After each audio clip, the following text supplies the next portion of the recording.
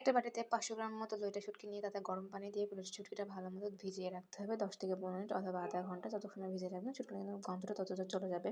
এরপর একটা কড়াইতে কিছুটা রান্নার তেল গরম করে এর মধ্যে আমি দিয়ে দেবো কাঁচা রসুন করে আমি একটু এখানে রসুনটা গোটা ব্যবহার করেছি। এরপর দিয়ে দেবো গরম পানিতে ভিজিয়ে রেখে ধুয়ে নেওয়া শুটকিটা দিয়ে খুব ভালো মতো সবগুলো উপাদান ভালো মতো ভাজতে হবে। এদিকে যখন ভাজতে একটা ভালো পর্যায়ে চলে আসবে তখন কিন্তু এটা নামিয়ে নিতে হবে। আসসালামু আলাইকুম দর্শক, আপনারা সবাই কেমন আছেন? আজকে আমি আপনাদের সাথে শেয়ার করবো লইট্টা শুটকি ভুনার রেসিপি। ভিডিওটা কে কোথা থেকে দেখছেন অবশ্যই কিন্তু কমেন্ট করে জানাবেন এবং রেসিপি ভালো লাগলে অবশ্যই বাসায় ট্রাই করবেন। এখন শুটকিগুলো ভাজা হয়ে গেলে আমি একটা বাটিতে উঠিয়ে নেব। একই তেলের মধ্যে আরও কিছুটা তেল দিয়ে ১ কাপ পরিমাণে পেঁয়াজ কুচি দিয়ে দেবো। পেঁয়াজটা খুব ভালো মতো ভাজা হয়ে গেলে নাড়তে হবে, নেড়ে লেগে না যায়।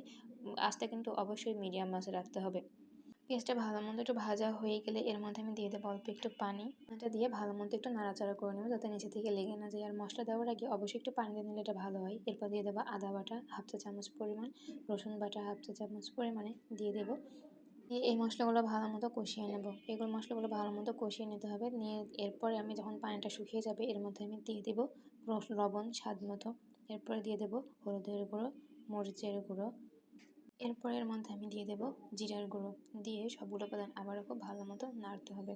নাড়তে মশলাটা খুব ভালো মতো কষানো হয়ে গেলে এরপরে আগে থেকে ভেজে রাখা শুটকি আর রসুনটা এর মধ্যে দিয়ে দেবো। যখনই কিন্তু আমি প্রতিটা রেসিপির ক্ষেত্রেই বলে দিই মশলাতে যখন তেল আসবে তখনই বুঝে নেবেন মশলাটা খুব ভালো মতো কষানো হয়ে গেছে। এখন আমি দিয়ে দেবো টমেটোর কুচি। আমি এখানে টমেটো কুচি ব্যবহার করেছি। আপনারা চাইলে টমেটো সস অথবা কেচাপও ব্যবহার করতে পারেন অথবা এটা স্কিপও করতে পারেন। এটা আপনাদের ইচ্ছা অনুযায়ী দিতে পারেন।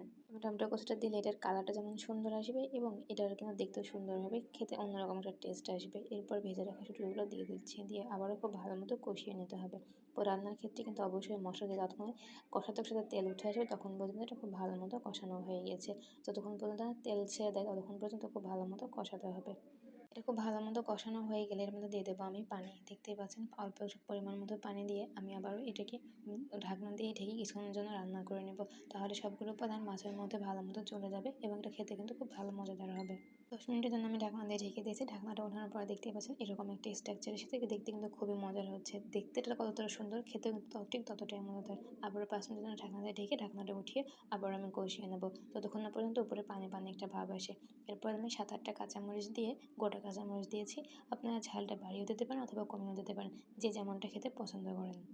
ভিডিওটা আপনারা যে প্ল্যাটফর্ম থেকেই দেখছেন না কেন অবশ্যই কিন্তু চ্যানেলটিকে ফলো অথবা সাবস্ক্রাইব করে রাখবেন যাতে পরবর্তী ভিডিও দিলে আপনারা নোটিফিকেশন পেয়ে যান এবং মজার সব রেসিপি পেতে পারেন।